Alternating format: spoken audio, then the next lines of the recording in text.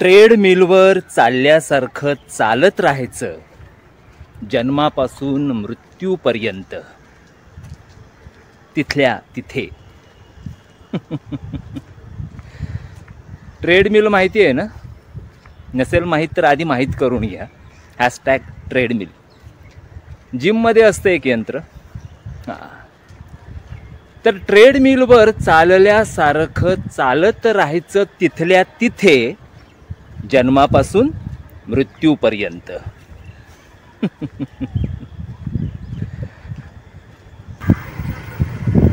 एक square feet मिळाल्यावर 1000 square फीटचं स्वप्न पाहायचं जन्मापासून मृत्यूपर्यंत. ट्रेडमिलवर चालल्यासारखं चालत राहायचं तिथल्या तिथे जन्मापासून मृत्यूपर्यंत.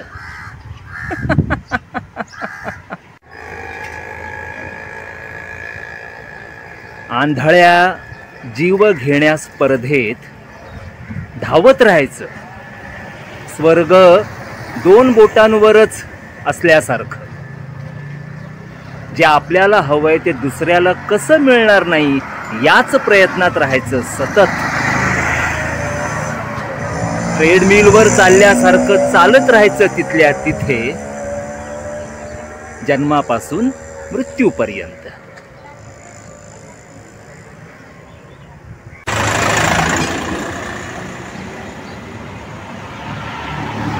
झटपट श्रीमंत कसं व्हायचं हे सांगणारी पुस्तकं वाचायची उथळ, आणि याच्या त्याच्या पाठीत खंजीर खुपसत ट्रेडमिलवर चालल्यासारखं तिथल्या तिथे चालत राहायचं जन्मापासून मृत्यूपर्यंत. याच्या त्याच्या पाठीत खंजीर खुपसत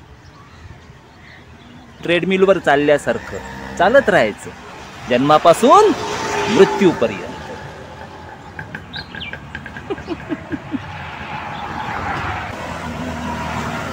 प्रगतीच्या नावाखाली ब्रँडेड कपडे, कार आणि निरनिराळी गॅजेट्स जमा करायची.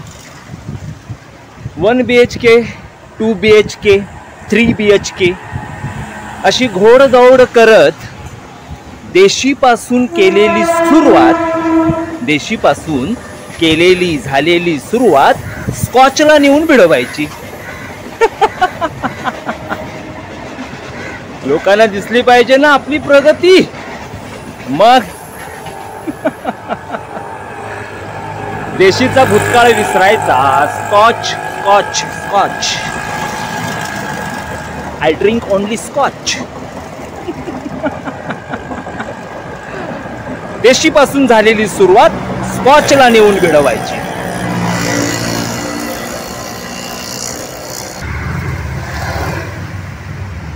मग ओल्या पाणावलेल्या डोळ्यांनी रोज रात्री मेंदू बेशुद्ध करून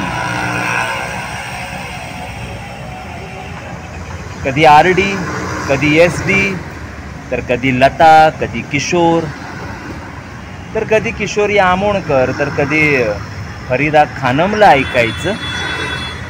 आणि सकाळ झाली की ट्रेडमिलवर चालल्यासारखं तिथल्या तिथे चालत राहायचं जन्मापासून मृत्यूपर्यंत.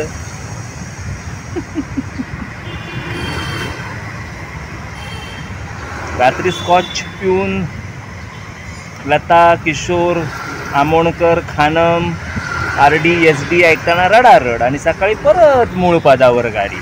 परत ट्रेडमिलवर चालल्यासारखं चालत राहायचं तिथल्या तिथे जन्मापासून मृत्यूपर्यंत.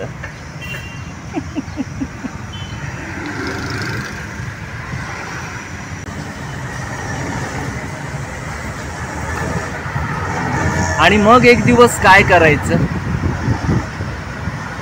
काय ॲम्बिशन उराशी बाळगत रॅट रेस मधल्या 4 चौघांसारखं चढत्या क्रमाने जगत गरजेपेक्षा खूप जास्त जमा केलेल्या वस्तूंचा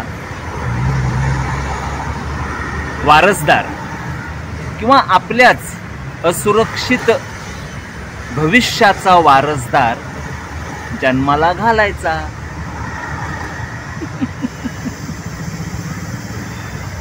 आणि चालत राहायचं ट्रेडमिलवर चालल्यासारखं तिथल्या तिथे जन्मापासून मृत्यूपर्यंत.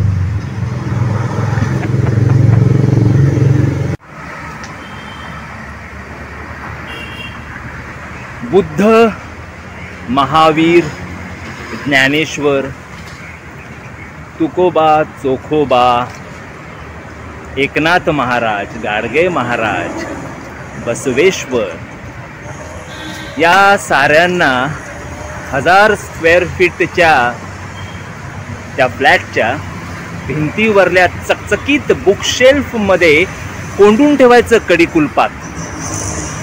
आणि आपल्या वारसदाराला तेच ट्रेडमिलचं भिकारचोट तत्वज्ञान शिकवायचं. तेच ट्रेडमिलचं तुकार तत्वज्ञान शिकवायचं. बाकी सगळी तत्वज्ञानं दृष्टिआड करून आणि असं परंपरागत चालत राहायचं ट्रेडमिलवर चालल्यासारखं जन्मापासून मृत्यूपर्यंत, आधीपासून अंतापर्यंत. चलो बाय बाय. कविता संपली. बाकी नवीन कवितेच्या निमित्ताने पुन्हा भेटू. मला माहिती आहे चेहऱ्यावर अंधार येतोय, काय करू, रस्त्यावरती आता हा सगळा झाडांचा अंधार आहे. हां, दिसतोय का? तर नवीन कवितेच्या निमित्ताने पुन्हा भेटू. तोपर्यंत bye bye, tata, sayonara. Okay, चलो बाय बाय. कवितेचा विचार करा, कवितेचा विचार करा. ती बुकशेल्फमध्ये ठेवलेली पुस्तकं बाहेर काढा. विचार करा कवितेचा. Bye, sayonara.